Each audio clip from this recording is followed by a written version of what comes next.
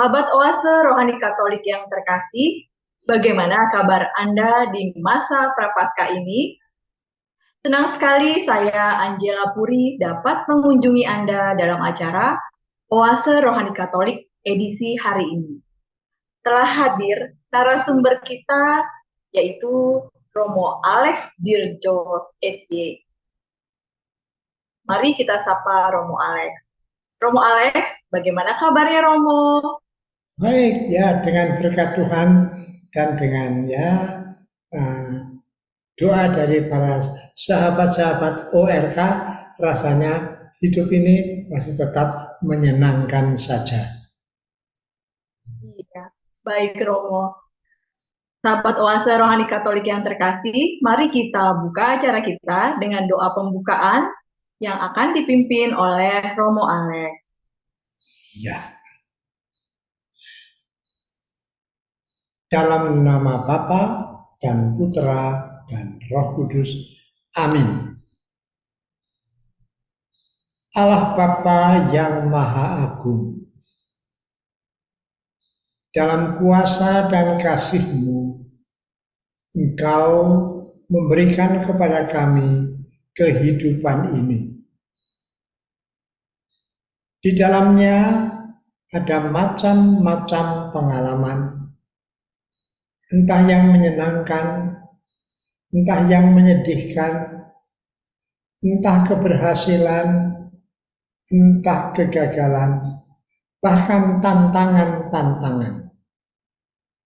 Tetapi kami percaya dalam kuasa dan kasih-Mu, segala pengalaman, apapun termasuk dosa, bisa Kau ubah menjadi jalan rahmat yang membawa kepada keselamatan. Oleh karena itu ya Bapa, tidak bisa lain, kami hanya bisa bersyukur atas kehidupan ini yang mungkin memang hanya sementara, tetapi kehidupan selalu adalah kesempatan untuk melayani Engkau dan sesama. Dan untuk itu kami tak bisa lain kecuali percaya kepada penyelenggaraanmu. Apalagi putramu sendiri yang mengajarkan kepada kami bahwa kami adalah anak-anak Bapa di surga. Oleh karena itu, terpujilah Engkau ya Bapa, bersama dengan Putra dan Roh Kudus, yang hidup dan berkuasa kini dan sepanjang segala masa. Amin. Dalam nama Bapa dan Putra dan Roh Kudus. Amin. Sahabat Oase Rohani Katolik yang terkasih, pada hari ini saya akan membacakan bacaan dari kitab Bilangan bab 21 ayat 4 sampai 9. Ketika umat Israel berangkat dari Gunung Hor, mereka berjalan ke arah Laut Tiberau untuk mengelilingi tanah Edom. Bangsa itu tidak dapat lagi menahan hati di tengah jalan. Lalu mereka berkata-kata melawan Allah dan Musa. Mengapa kamu memimpin kami keluar dari Mesir, supaya kami mati di padang gurun ini? Sebab di sini tidak ada roti dan tidak ada air. Kami telah muak akan makanan hambar ini. Lalu Tuhan menyuruh ular-ular tedung ke antara bangsa itu dan memagut mereka sehingga banyak dari orang Israel yang mati. Kemudian datanglah bangsa itu mendapatkan Musa dan berkata, "Kami telah berdosa, sebab kami berkata-kata melawan Tuhan dan Engkau. Berdoalah kepada Tuhan, supaya dijauhkan ular-ular ini dari kami." Lalu Musa berdoa untuk bangsa itu.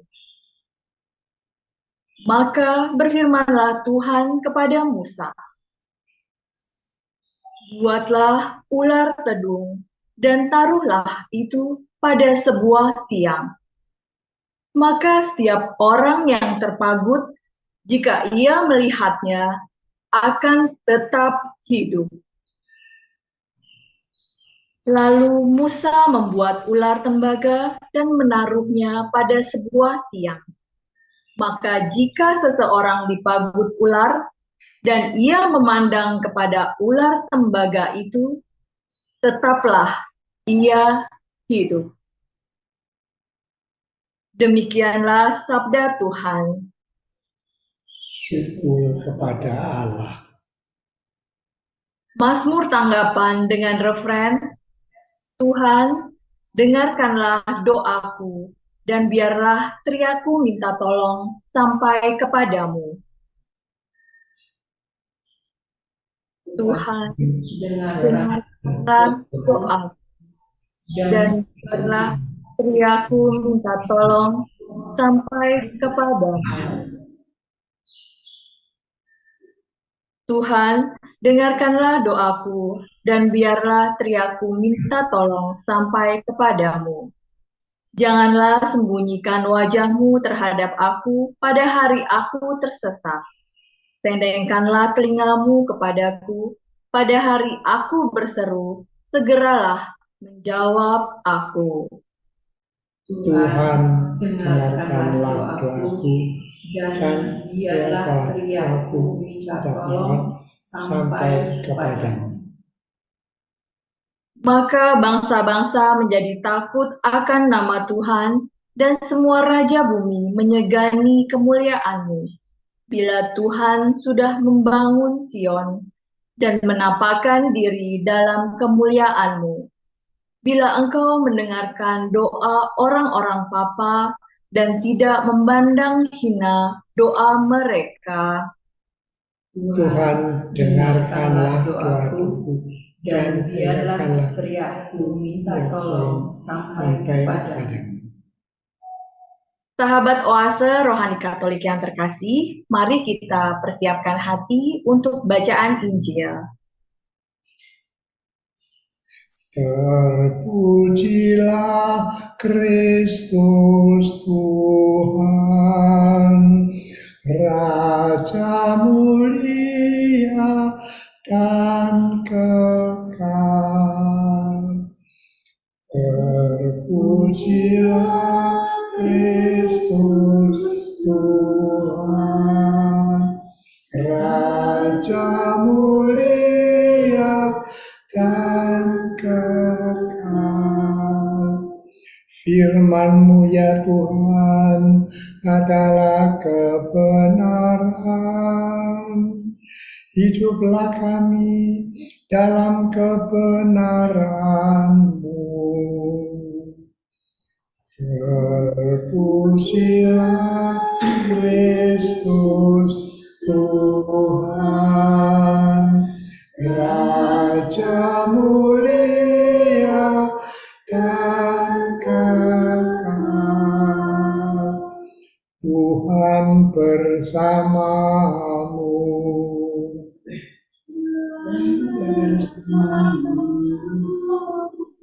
Inilah Injil suci menurut Yohanes.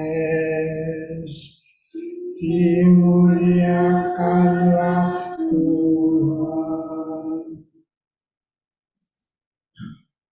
Yohanes bab 8 ayat 21 sampai 30. Sekali peristiwa, Yesus berkata kepada orang banyak, "Aku akan pergi dan kamu akan mencari aku. Tetapi kamu akan mati dalam dosamu. Ke tempat aku pergi, tidak mungkin kamu datang." Maka kata orang-orang Yahudi itu, "Apakah ia mau bunuh diri?" Dan karena itu dikatakannya, "Ke tempat aku pergi, tidak mungkin kamu datang." Lalu Yesus berkata kepada mereka, "Kamu berasal dari bawah, aku dari atas. Kamu dari dunia ini, aku bukan dari dunia ini. Karena itu tadi aku berkata kepadamu bahwa kamu akan mati dalam dosamu. Sebab jikalau kamu tidak percaya bahwa akulah dia, kamu akan mati dalam dosamu. Maka kata mereka kepadanya, "Siapakah engkau?" Jawab Yesus kepada mereka, "Apakah gunanya lagi aku berbicara dengan kamu? Banyak yang harus kukatakan dan kuhakimi tentang kamu. Akan tetapi Dia yang mengutus aku adalah benar, dan apa yang kudengar daripadanya, itulah yang kukatakan kepada dunia." Mereka tidak mengerti bahwa Ia berbicara kepada mereka tentang Bapa. Maka kata Yesus, "Apabila kamu telah meninggikan Anak Manusia, barulah kamu tahu bahwa akulah Dia, dan bahwa aku tidak berbuat apa-apa dari diriku sendiri, tetapi aku berbicara tentang hal-hal sebagaimana diajarkan Bapa kepadaku. Sebab Ia yang telah mengutus aku menyertai aku. Ia tidak membiarkan aku sendiri, sebab aku senantiasa berbuat apa yang berkenan kepadanya." Setelah Yesus mengatakan semuanya itu, banyak orang percaya kepadanya. Demikianlah sabda Tuhan. Syukur kepada Allah. Sahabat Oase Rohani Katolik yang terkasih, mari kita dengarkan bersama permenungan yang akan disampaikan oleh Romo Alex. Ya, Romo Alex, Ya, apakah pesan yang dapat kita petik Romo dari bacaan-bacaan hari ini? iya, sebetulnya ada beberapa. Misalnya bahwa uh, kita pantas percaya kepada rencana dan penyelenggaraan Allah dalam kehidupan kita masing-masing atau dalam kehidupan dunia kita. Percaya pada rencana dan penyelenggaraan Allah. Itu salah satu pesan. Tetapi saya sendiri tertarik khususnya pada pesan dari Injil hari ini yang tidak terlalu mudah, tetapi punya renung, saya menangkap pesan berikut ini. Ialah bahwa hidup adalah perutusan cinta atau hidup sebagai perutusan cinta. Karena hidup ini adalah perutusan cinta, cinta dari Allah atau cinta kepada Allah, maka hidup ini menjadi sangat berharga. Apapun yang kita alami dalam hidup, kecil atau sederhana bagaimanapun, kalau disinari cahaya cinta, lalu menjadi sangat berharga, sangat berkenan kepada Allah. Segala pengalaman yang kita jumpai dalam hidup, bila disinari cahaya cinta, berkenan kepada Allah dan akan membawa kita kepada keselamatan yang sejati atau kepada keselamatan yang kekal. Iya, Romo. Ya, mungkin dalam hidup ada pengalaman-pengalaman yang menimbulkan pertanyaan. Misalnya, memang ada pengalaman yang menggembirakan, tetapi ada pula yang menyedihkan. Ada pengalaman-pengalaman yang merupakan keberhasilan, tetapi ada pula yang merupakan kegagalan. Bahkan ada dosa-dosa dalam kehidupan kita. Tidak ada manusia tanpa dosa, kecuali Bunda Maria, lahir tanpa noda dosa. Yang lain semua ada noda dosa. Maka bahkan dosa pun, kegagalan hidup rohani, itu bisa merupakan rahmat yang membawa kepada keselamatan. Bukan main, bukan? Itulah hidup sebagai perutusan dari Allah, atau dalam cinta kepada Allah, atau dalam cinta dari Allah. Kehidupan kita masing-masing adalah perutusan cinta. Itulah pesan yang saya tangkap dari Injil yang baru saja kita dengarkan menurut Yohanes tadi. Iya, Romo. Ini berarti kita hidup itu juga merupakan cinta dari Allah itu sendiri ya, Romo ya? Ya. Iya. Sedangkan yang kita alami pun juga ada keberhasilan, ada kegagalan. Nah, Romo, bagaimana kegagalan atau dosa bisa menjadi rahmat menuju keselamatan, Romo? Ya, itulah yang sering kali jadi pertanyaan dalam hati kita manusia. Bagaimana dosa bisa menjadi rahmat? Mungkin untuk memudahkan pemahaman, saya ingin mengingatkan kepada Anda sekalian bagaimana dunia ini yang jatuh ke dalam dosa asal akibat Adam dan Hawa yang makan buah terlarang, lalu semua orang yang lahir di dunia sudah terkena dosa asal kecuali Bunda Maria. Dan kemudian bukan hanya dosa asal, dosa apapun terjadi di dunia kita. Ada pembunuhan, ada pencurian, ada perampokan, ada pelecehan seksual, dan sebagainya. Seringkali kita dalam TV mendengarkan macam-macam kejahatan terjadi di antara kita manusia. Dan di situ masalahnya. Dosa pun dapat menjadi rahmat. Artinya dosa pun bisa membawa kepada keselamatan.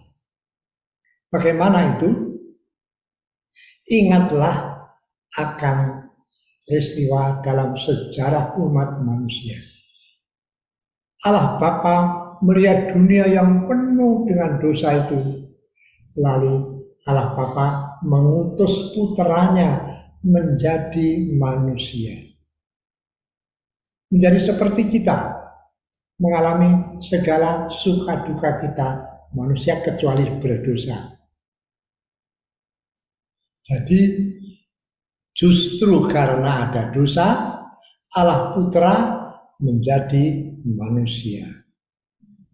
Tanpa dosa, Allah tidak menjadi manusia.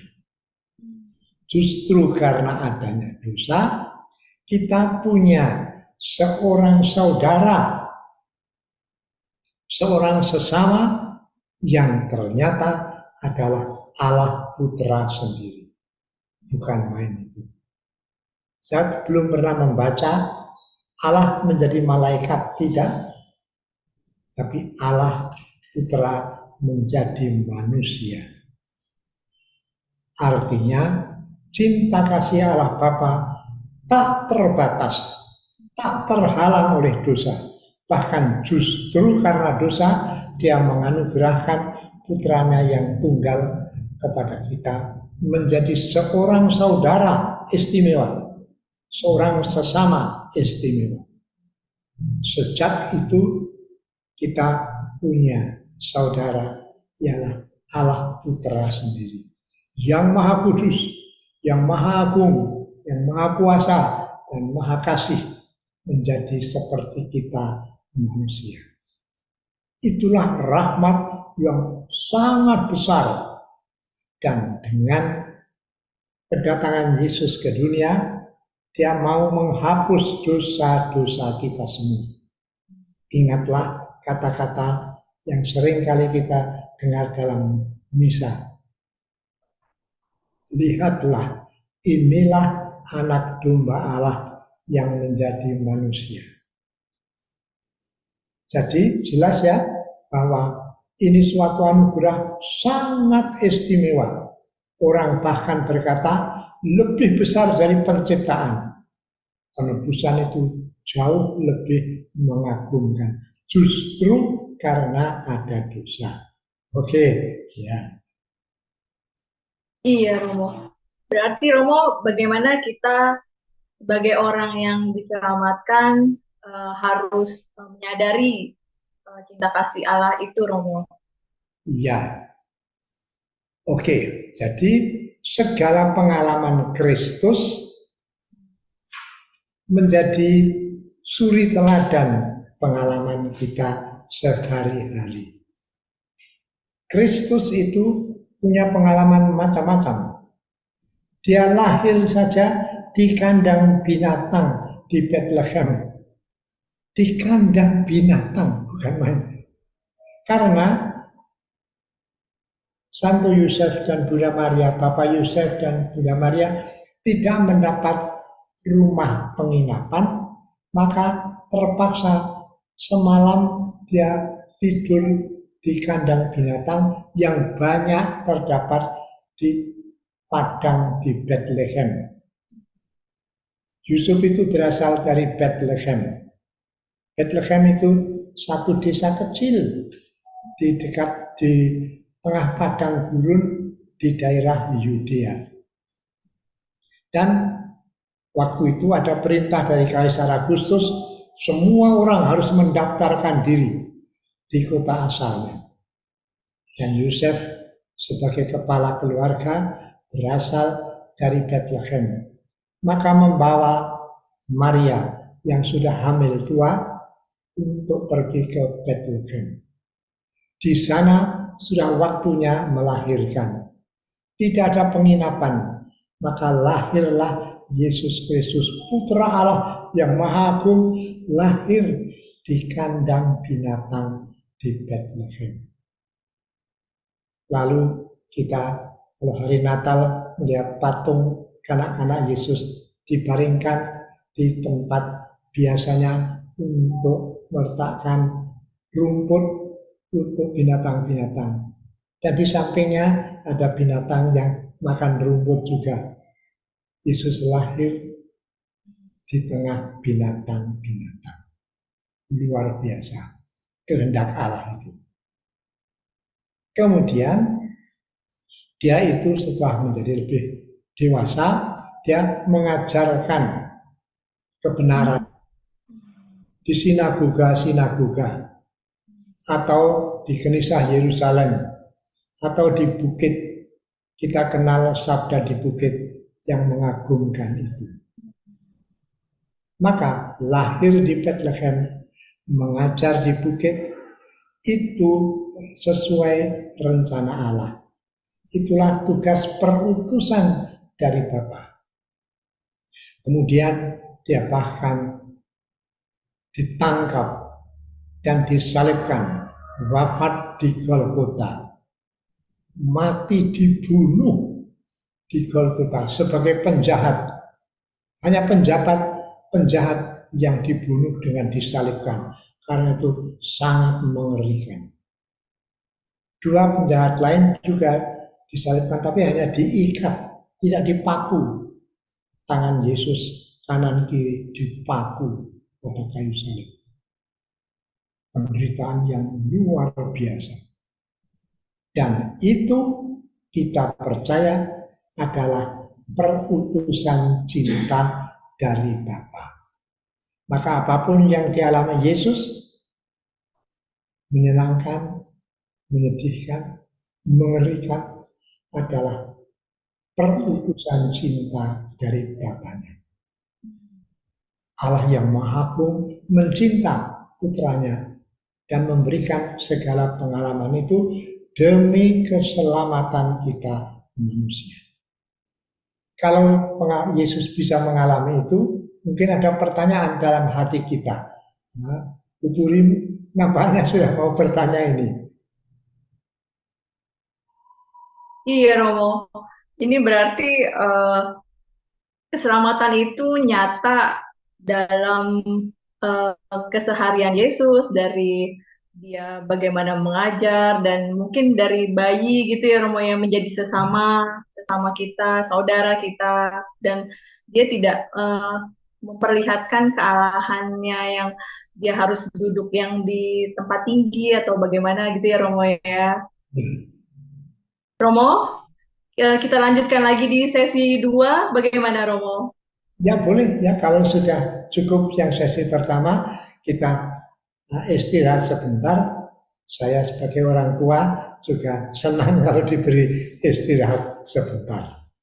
Oke, sahabat Oase Rohani Katolik yang terkasih, jangan kemana-mana, tetaplah bersama kami.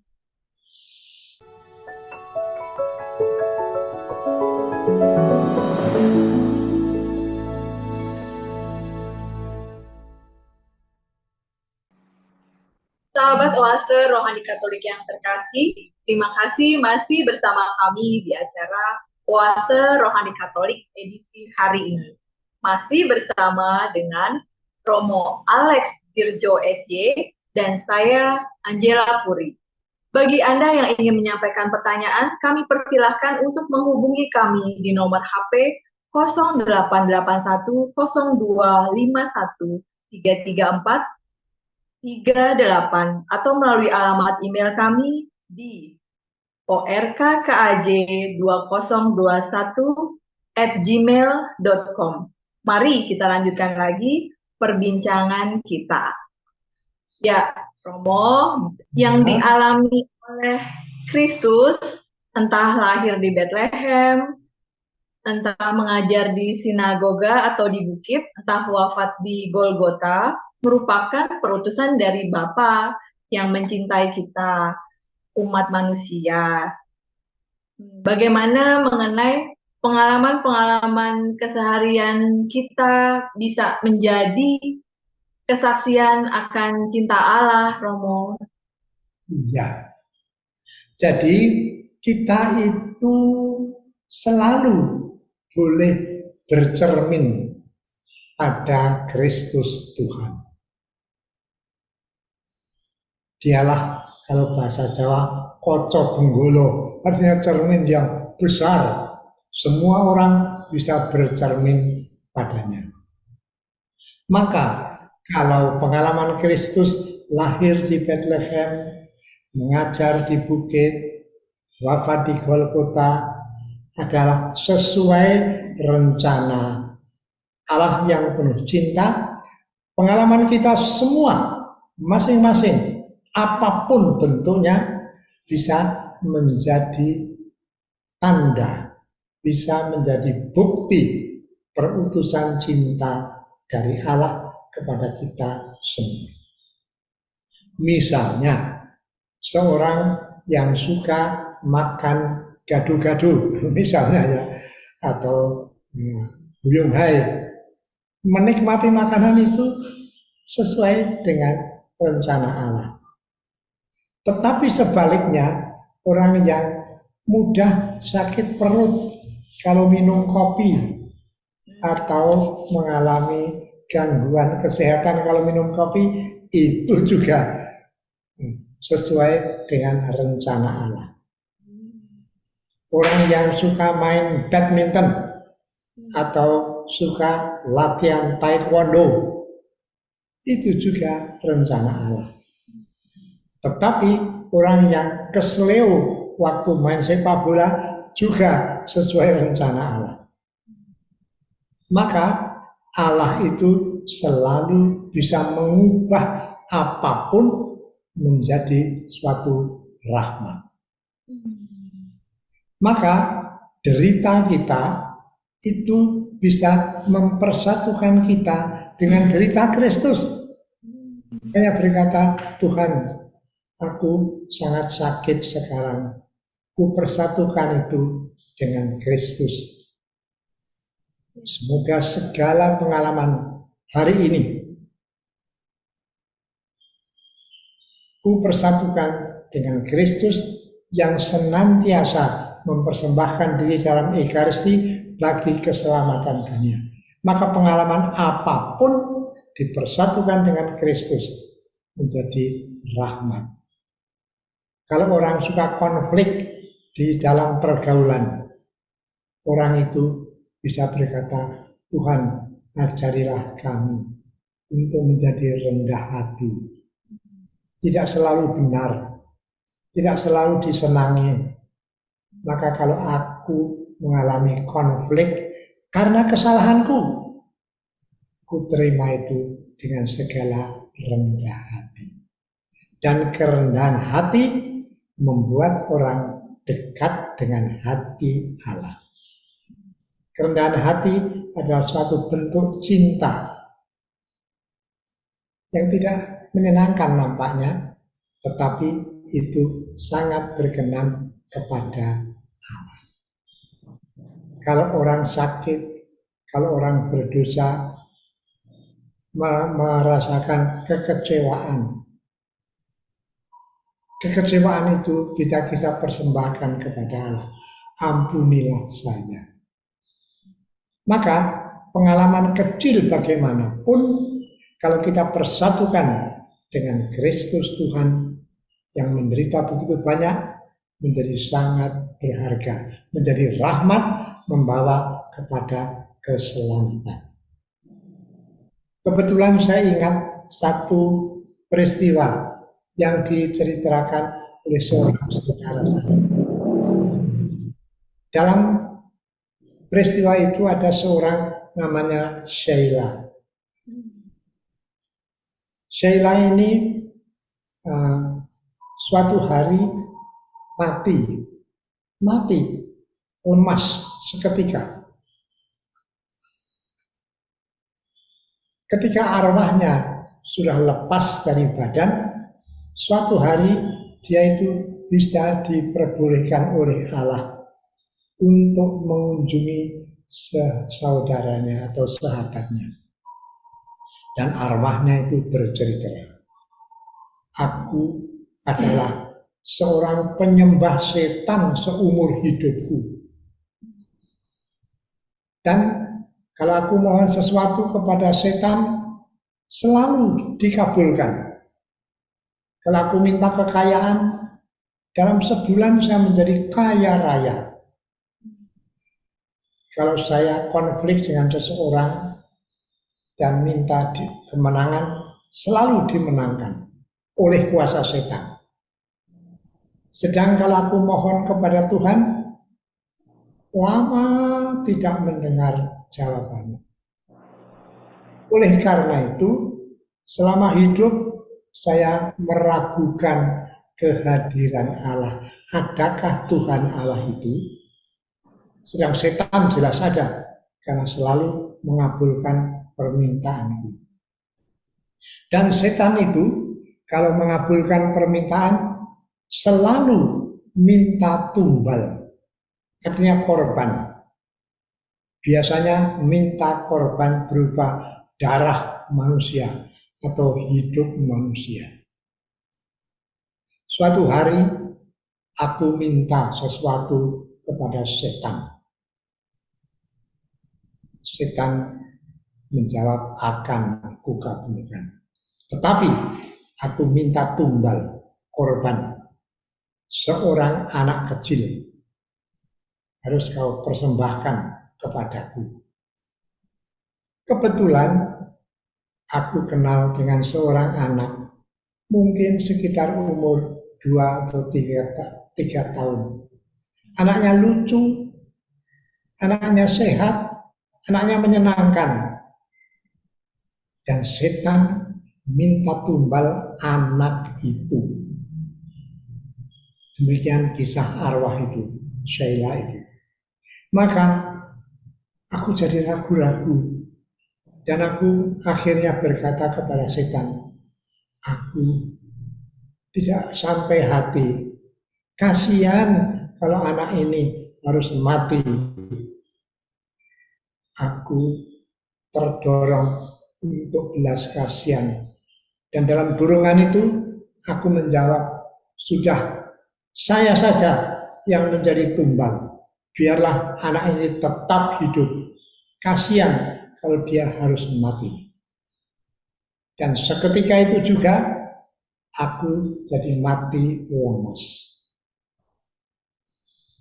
Ketika aku melepaskan nyawa, tiba-tiba aku itu ketemu dengan seorang Tuhan Yesus sendiri. Dan aku disambut oleh Tuhan Yesus, dipeluknya. Aku sangat heran. Tuhan, kau betul ada. Tetapi aku selama hidup menyembah setan. Tuhan Yesus menjawab, betul. Tetapi pada saat terakhir, kamu menunjukkan belas kasihan kepada anak itu. Belas kasihan adalah suatu bentuk cinta kasih. Belas kasihan adalah suatu sikap batin yang disinari cahaya cinta. Di mana ada cinta, di situ ada Allah. Lalu aku ingat suatu nyanyian itu, ubi caritas et amor Deus ibs. Di mana ada cinta dan kasih, hadirlah Tuhan. Maka ternyata sedetik saya punya belas kasihan, aku dekat dengan Yesus Tuhan. Dan setan tidak bisa menguasai aku. Di mana ada Allah, setan itu pergi. Sedetik saja. Sekarang aku punya tekad untuk masuk surga oleh karena belas kasihan. Maka itulah yang ku alami. Itu suatu kisah yang diceritakan oleh saudara saya yang mendengar kisah Sheila itu. Dia penyembah setan seumur hidup, tapi detik terakhir dia punya belas kasihan. Di mana ada cahaya cinta yang menyinari suatu sikap, di situ ada Allah, ada Tuhan, ada cinta kasih, ada keselamatan. Maka itulah pesan yang kita mau tangkap pada firman Tuhan hari ini. Hidup adalah perutusan cinta. Seperti Yesus pernah bersabda, aku turun dari surga bukan untuk melakukan kehendakku, melainkan kehendak Dia yang mengutus aku. Dan inilah kehendak Dia yang mengutus aku, supaya barang siapa melihat dan percaya kepada anak manusia, dia akan mempunyai hidup. Dan aku akan membangkitkan dia pada akhir zaman. Cinta kasih sedetik pun sudah mengungkapkan keselamatan. Oleh karena dengan sabda itu, dengan pengalaman Sheila yang kecil itu, kita semakin percaya apapun yang kulakukan, aku ingin melakukan demi cinta kasih. Mungkin aku marah, tapi aku menahan kemarahanku. Mungkin aku gagal, aku menahan kekecewaanku. Aku serahkan kepada Allah. Begitu indah bukan? Hidup sebagai perutusan cinta.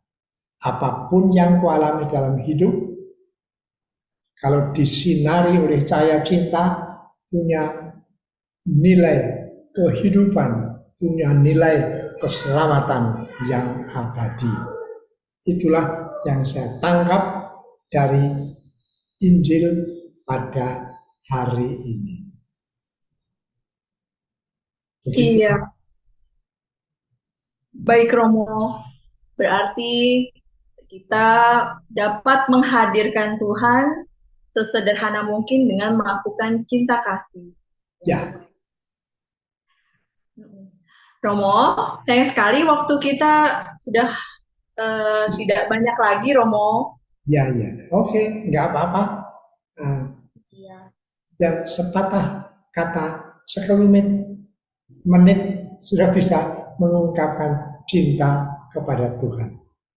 Kehadiran Anda sekalian untuk mendengarkan firman itu kalau diwarnai dengan cinta kasih membawa kepada keselamatan.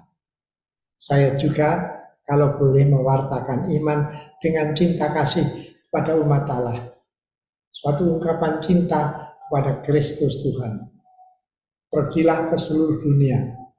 Wartakanlah Injil kepada segala makhluk, bukan segala bangsa, segala makhluk.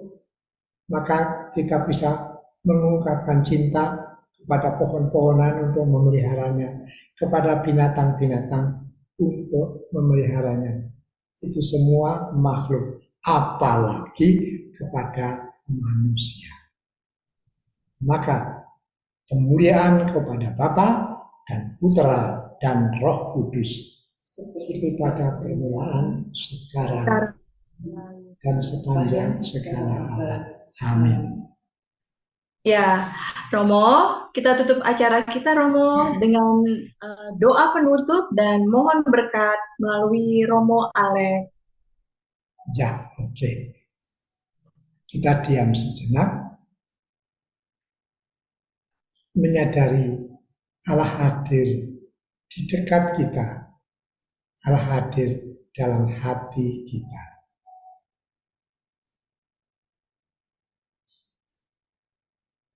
Dalam nama Bapa dan Putra dan Roh Kudus. Amin. Allah Bapa yang penuh kasih, Engkau yang menciptakan kami, Engkau yang menyediakan keselamatan abadi bagi kami. Bahkan Engkau memberi jaminan kehidupan yang kekal lewat Putramu yang menjadi manusia, yang wafat di salib dan Engkau bangkitkan. Semoga iman akan kecinta kasih-Mu itu membuat kami lebih damai mengalami macam-macam peristiwa dalam hidup ini. Kami percaya kepada kasih-Mu, kepada kasih Putramu, dan juga kepada Bunda Maria yang menjadi suri teladan bagi semua kami manusia ini. Ini kami mohon kepadamu dengan mohon berkat dari Allah Bapa, dari Allah Putra dan dari Allah Roh Kudus. Semoga Tuhan beserta kita dan selama-lamanya. Semoga saudara-saudariku sekalian yang terkasih diberkati oleh Allah yang hadir dalam dunia kita, dalam hidup kita semua, dengan berkatnya Bapa dan Putra dan Roh Kudus. Amin. Terima kasih Romo Alex. Terima kasih kembali ya. Sahabat Oase Rohani Katolik yang terkasih, demikian perbincangan kita kali ini. Semoga banyak manfaatnya bagi kita semua.